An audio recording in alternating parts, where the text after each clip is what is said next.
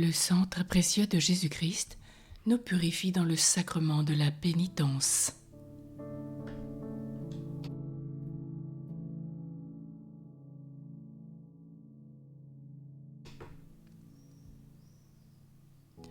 Il y avait à Jérusalem une piscine appelée probatique, qui était entourée de 5 portiques, où étaient de nombreux infirmes attendant la venue de l'ange du Seigneur. Celui-ci mettait les eaux en mouvement, et le premier qui s'y plongeait était guéri. Or, cette piscine, disent les saints-pères, était un symbole du sacrement de la pénitence, formé avec le sang de la rédemption. L'Église ouvre aux âmes un bain salutaire plus miraculeux que cette piscine de Jérusalem. Il y coule une fontaine intarissable, formée non du sang des animaux et des victimes expiatoires, mais du sang très saint de l'agneau immaculé, immolé et offert en sacrifice pour la rédemption du genre humain.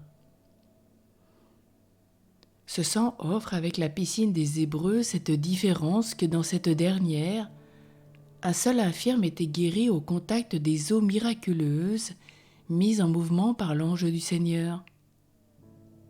Tandis que dans la piscine salutaire du sang de Jésus-Christ, non seulement un chrétien, mais tous les chrétiens peuvent en tout temps trouver la guérison de leur mortelle infirmité.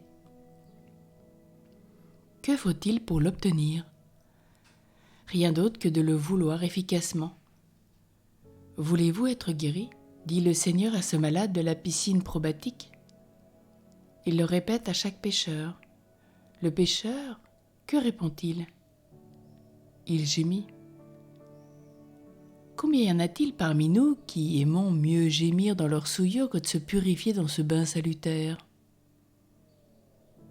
Il conviendrait à beaucoup de chrétiens de répéter ce que dit ce serviteur fidèle à Naaman, le lépreux syrien, alors que le prophète Élisée lui recommanda de se laver dans les eaux du Jourdain pour se guérir de la lèpre, et qu'il s'y refusait.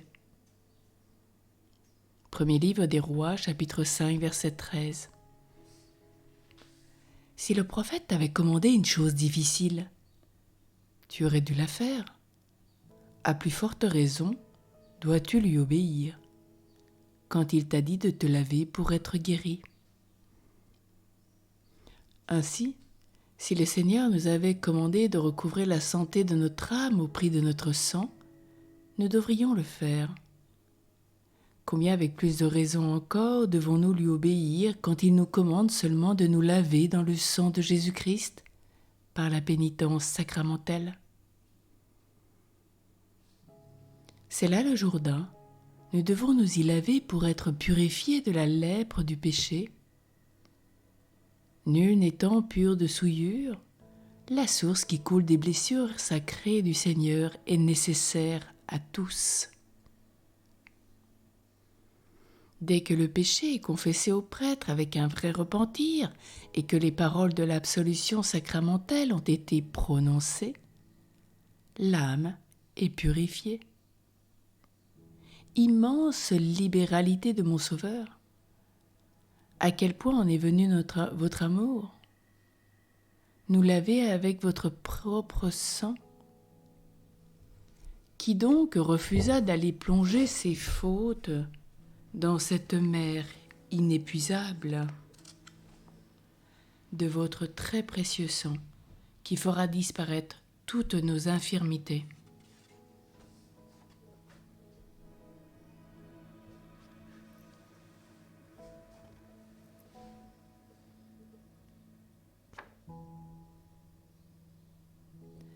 Pour la consolation des âmes qui craignent parfois de ne pas avoir dans la confession sacramentelle un regret, une contrition suffisante de leurs péchés, il sera utile de rapporter ce que dit par inspiration divine Sainte Marie-Madeleine de Pazzi, pour montrer que le sang de Jésus-Christ supplée encore à cette douleur. La sainte, méditant sur la sueur de sang répandue par le Sauveur agonisant dans le jardin, disait : Qui peut pénétrer au Seigneur les abîmes d'angoisse et de douleur que vous éprouvez, afin de satisfaire pour tant d'âmes et obtenir leur contrition? Par là, dans votre sacrement, notre repentir se change en contrition, et nous sommes justifiés sans faire acte de contrition parfaite, parce que vous avez pris sur vous la contrition que nous devrions avoir. Vous avez satisfait par cette douleur interne qui nous manque avec cette angoisse, cette douleur et cette contrition que vous avez sentie pour nous dans votre corps affligé.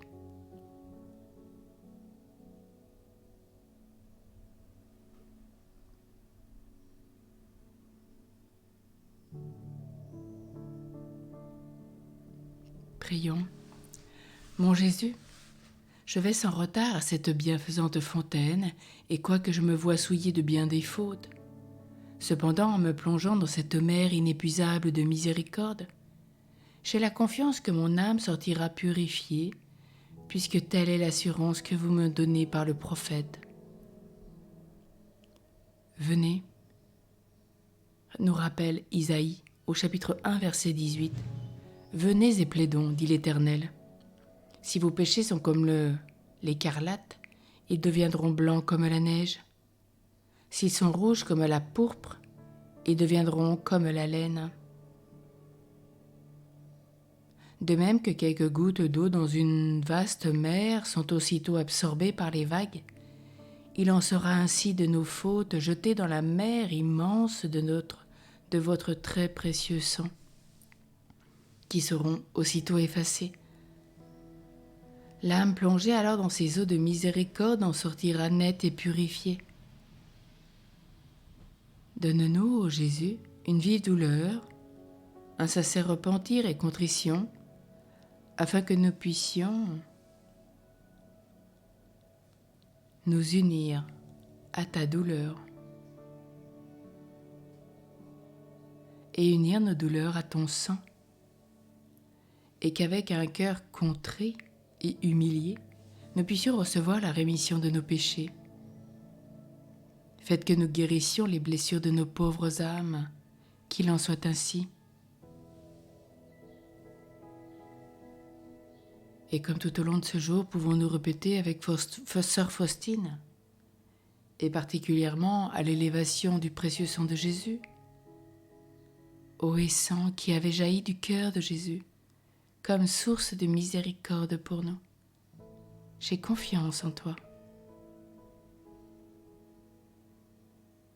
Ô et sang qui avait jailli du cœur de Jésus, comme source de miséricorde pour nous, j'ai confiance en toi. Et que Sainte Marie-Madeleine de Pazzi nous rappelle l'importance que Jésus, dans son sang, a pris sur lui-même notre contrition que nous n'avons pas. Amen.